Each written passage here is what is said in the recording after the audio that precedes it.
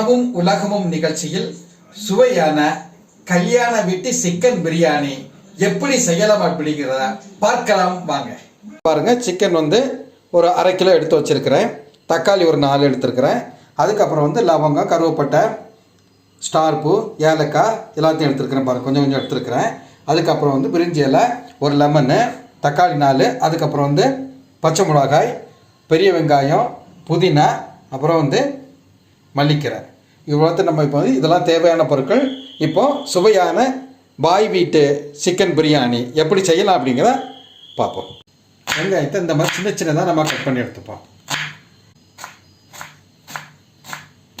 பாருங்கள், நம்ம இப்போ வந்து அடுப்பில் வந்து குக்கரை வச்சுருக்கிறோம். நல்லா சூடாகிட்டு இப்போ இதில் வந்து நம்ம ஒரு கப்பு எண்ணெய் நம்ம இதில் விடுவோம்.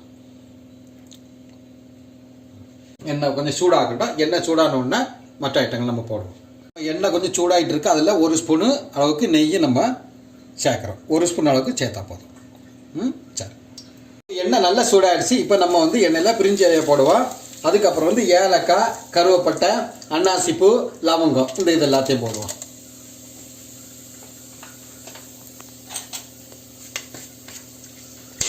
இப்போ கொஞ்சம் பெருஞ்சீரகமும் போடுவோம்.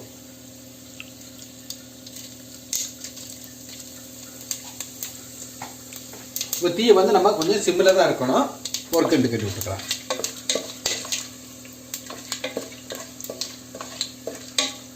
இப்போ இது கூட கொஞ்சம் முந்திரி பருப்பு, கிறிஸ்மஸ் பழமும் சேர்த்துப்போம். Dry fruit.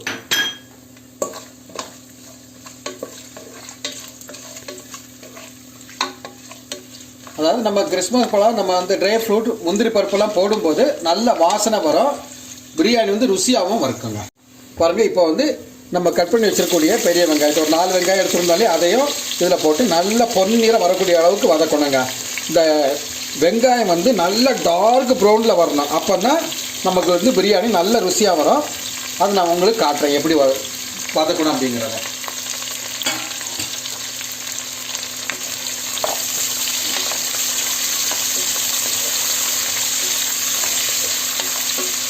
பாருங்கள், இப்போ இங்கே வெங்காயம் வதங்கிட்டு இருக்கட்டும். நம்ம இனி அடுத்த என்ன பண்ணோம்னா அரிசிக்கு வந்து இது பண்ணுறதுக்கு தண்ணியை கொதிக்க வைப்போம் தனியாக. பாருங்கள், இப்போ நம்ம வந்து பாஸ்மதி ரைஸ் வந்து வேக வைக்கிறதுக்கு தனியாக தண்ணி எடுத்துருக்குறோம். இந்த தண்ணி வந்து இப்போ சூடு பண்ணதுக்கு நீங்கள் வந்து என்ன பண்ணணும்னா ஒரு 2 ஏலக்காய் போடுங்க. ஏலக்காய், அப்புறம் 2-3 லவங்கம். ஏன்னா அப்போ தான் இந்த அரிசி வந்து நல்ல மனம் வரும். அப்புறம் பிரிஞ்சி இலை போட்டுக்கோங்க. கொஞ்சம் கருவேப்பட்டையும் போட்டுக்கோங்க. பாருங்கள், கொஞ்சம் ஒரு கைப்பிடி அளவுக்கு புதினா போடுங்க. அந்த அரிசி வந்து ருசி வரும். அதுக்கப்புறம் வந்து ஒரு கைப்பிடி அளவுக்கு கொஞ்சம் மல்லிக்கீரையை நம்ம போட்டுக்கலாம். புதினா, மல்லிக்கீரை போட்ட பிறகு 2 பச்சை மிளகாயும் நம்ம உள்ள போடலாம்.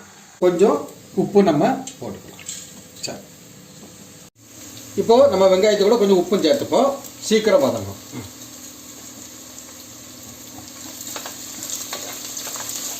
பாருங்கள், இப்போ வெங்காயம் நல்லா வதங்கி வந்துடுச்சு. இப்போ வந்து நம்ம வந்து அது கூட 4 பச்சை மிளகாய் நம்ம போடுவோம். இப்போ வந்து கொஞ்சம் இஞ்சி பூண்டு பேஸ்ட்டும் போடுவோம். ஒரு கைப்பிடி அளவுக்கு நமக்கு போதும். கொஞ்சம் இஞ்சி பூண்டு பேஸ்ட்டும் போட்டு இந்த பச்சை மணம் போகக்கூடிய அளவு கொஞ்சம் வதக்கி விட்டுருவோம். இப்போ நம்ம வந்து வெட்டி வச்சக்கூடிய தக்காளியை போட்டு நல்லா வதக்கிடுவோம்.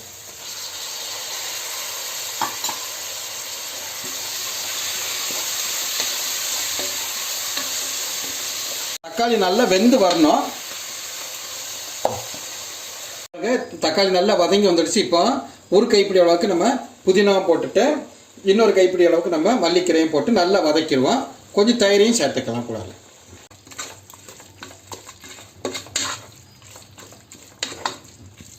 பாருங்க, இப்போ ஒவ்வொரு ஸ்பூன் அளவுக்கு நான் வந்து கரம் மசாலாவும் கொஞ்சம் சிக்கன் பவுடரும் எடுத்து இதில் போட்டுரு பாருங்க.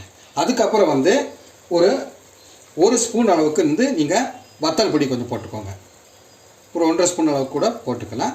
அதுக்கப்புறம் கொஞ்சம் காஷ்மீரி சில்லி பொடி. ஏன்னா கொஞ்சம் கலர் நல்லா ரெட்டிச்சாலும் நம்ம வேறு கெமிக்கல் எதுவும் யூஸ் பண்ணலை. காஷ்மீரி சில்லி பொடி வந்து ஒரு ஸ்பூன் போட்டுக்கோ. இப்போ நல்லா கிளறி விடுவோம் எல்லாத்தையும். பாருங்கள், இந்த மசாலா அழகாக ஒட்டாமல் அழகாக அல்வா மாதிரி வருது. இந்த பக்கத்தில் வந்து கொஞ்சம் நம்ம ஒரு சின்ன கப்புக்கு 1 கப் அளவு தயிர் சேர்த்துப்போம்.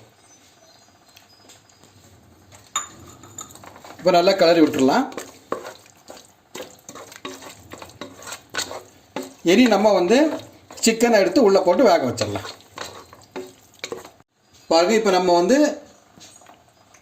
சிக்கன் எடுத்து உள்ளே போடும். இந்த சிக்கனை வந்து நான் ஒரு 15 நிமிஷம் உப்பும் மஞ்சள் பொடியும் சேர்த்த தண்ணியில் வந்து ஊற வச்சுருந்தேன். இப்போ அந்த சிக்கனை இதில் போட்டு நம்ம கொஞ்சம் கலரி விடலாம். 1/2 கிலோ சிக்கன் எடுத்துருக்கிறேன். இப்போ அந்த சிக்கன் கூட பொடிக்கிறதுக்கு கொஞ்சம் பிடிக்கணும்ல உப்பும் சேர்த்து கலரிடலாம். நம்ம இதுக்கு தண்ணி எதுவுமே விட வேண்டாம். இப்போ மெதுவாக வந்து ஒருக்க கலரி விட்டுருவோம். சிக்கன்லேயே தண்ணி வடிஞ்சு அப்படியே வேகும். அந்த கொஞ்சம் எப்படி கலரி விடணும்னா கொஞ்சம் தீயை வந்து ஜாஸ்தியாக வச்சுருக்கணும். சிக்கன் வந்து ஒரு ஒயிட் கலர் அடிக்கும். அந்த ஒயிட் கலர் வரக்கூடிய அளவுக்கு நம்ம கலரி விட்டுருக்கோம். கொஞ்சம் அப்படியே வச்சுருக்கணும். சிக்கன் நம்ம போட்ட பிறகு இந்த பாதி லெமனையும் ஒரு பழத்தில் பாதி அப்படியே புழிஞ்சு மேலே விட்டுருவோம்.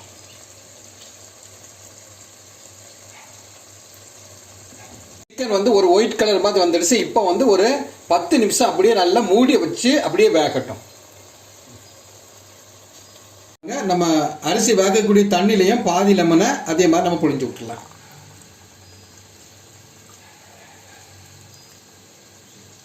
பாருங்க, இப்போ நம்ம வந்து தண்ணி கொதிக்க வச்சுருந்தோம் இல்லையா, அதில் இந்த அரிசியை போடுவோம். புதினா, மல்லிக்கீரை, ஏலக்காய் எல்லாம் போட்டு தண்ணி கொதிச்சிடுச்சு. இப்போ இந்த அரிசி அதில் போட்டு ஒரு 5 நிமிஷம் அப்படியே நம்ம மூடி வச்சுட்டு உடனே எடுத்துடணும். இந்த சிக்கன் வந்து ஒரு 70% கிட்டத்தட்ட வெந்துடுச்சு. இப்போ நம்ம வந்து அரிசியை போட்டு தண்ணி கொதிச்சோன்னா அரிசியை போட்டு 5 நிமிஷம் மூடி வச்சோன்னா இப்போ தண்ணியை வடிகட்டி எடுத்துருக்குறோம். அதை இதுக்கு மேலே அப்படியே பரத்தி போடுவோம். இது கொஞ்சம் ஒரு 1/4 பக்குவம் தாண்டி வெந்திருக்குது. இது அப்புறம் தம் போடும்போது நல்லா வெந்துடும். அதுக்கப்புறம் தம் போடுறதுக்கு இந்த மாதிரி தோசைக்கல் அடுப்பில் வச்சுட்டு தீயை வந்து முதல்ல ஒரு 5 நிமிஷம் நல்லா ஃபுல் ஃப்ளேமில் நீங்கள் வச்சுருக்கணும்.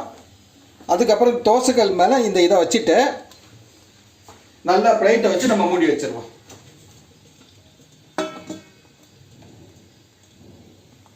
இதுக்கு மேலே கொஞ்சம் அந்த சுடு தண்ணி அப்படி வச்சிருக்கிறோம். நல்ல தம்மம் முதல்ல ஒரு 5 நிமிஷம் ஃபுல் ஃப்ளேமில் வச்சுருங்க. அப்படியே மொத்தம் அதுக்கப்புறம் வந்து ஃப்ளேமை கம்மி பண்ணிவிட்டு ஒரு 10 நிமிஷம் வைக்கணும். அதுக்கப்புறம் தீயெல்லாம் ஆஃப் பண்ணிவிட்டு ஒரு 20 நிமிஷம் அப்படியே வச்சுட்டு எடுத்தால் நல்லா வெந்து இருக்கும். பாருங்க, 20 நிமிஷம் ஆயிடுச்சு. நம்ம தீயை ஆஃப் பண்ணி வச்சுட்டோம். இப்போ இதை நம்ம திறந்து பார்ப்போம். பாருங்க, ரொம்ப அருமையாக சோறை வந்து நல்ல அழகாக வெந்து வந்திருக்குது. இப்போ லேசாக நம்ம கிளறி விட்டுக்கலாம்.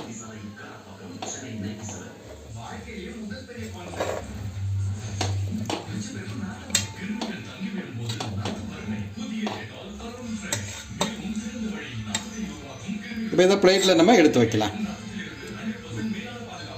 பாருங்க, சுவையான சிக்கன் பிரியாணி, அதாவது பாயை விட்டு கல்யாண வீட்டில் வந்து பண்ணுவாங்கள்ல அந்த மாதிரி நம்ம பண்ணி வச்சுருக்கிறோம். எங்கள் சேனலை வந்து சப்ஸ்கிரைப் செய்து லைக்ஸ் கொடுங்கள். நாங்கள் போடக்கூடிய ஒவ்வொரு வீடியோவும் உங்களே வந்து சேரும். இதில் வந்து நம்ம அரிசியை வந்து நம்ம வேக வைக்கிறோம் இல்லையா, அதில் என்ன பண்ணோம், சில நேரம் வந்து நான் நல்லா கொவுந்துருச்சுன்னா ஒரு தண்ணியில் போட்டு ஒரு 5 நிமிஷம் கொதிக்க வச்சு எடுத்தால் போதும். உங்களுக்கு எந்த அளவுக்கு சோறு வேகணுமோ, அரிசி வேகணுமோ அதுக்கேற்றவாறு ஒரு 15 நிமிஷம் கூட நீங்கள் வச்சு அதை பதத்தை பார்த்து எடுத்துக்கோங்க. நன்றி.